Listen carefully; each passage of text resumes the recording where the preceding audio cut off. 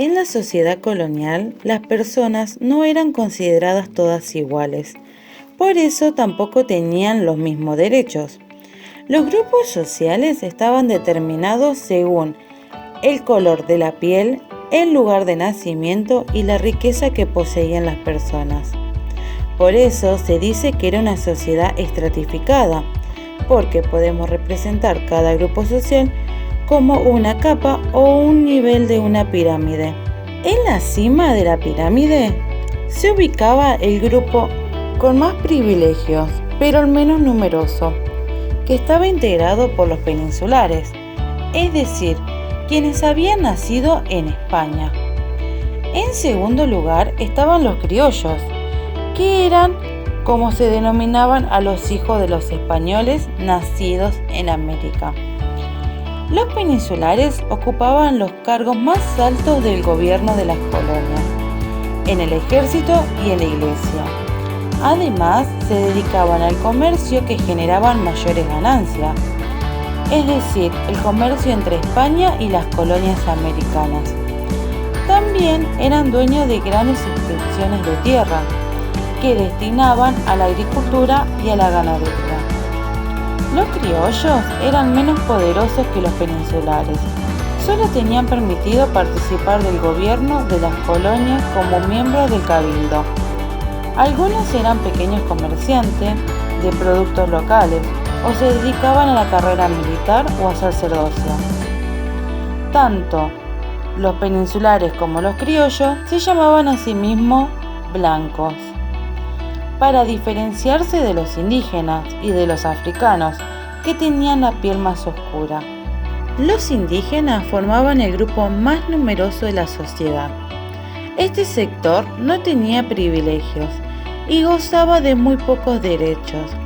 Según las leyes españolas, los indígenas eran libres. Sin embargo, estaban obligados a trabajar para los españoles y criollos. Los hombres trabajaban principalmente en las minas y en las actividades agrícolas. Las mujeres, en cambio, trabajaban en labores textiles, en la recolección de miel o como personal doméstico. En la base de la pirámide se ubicaban los africanos esclavizados y sus descendientes.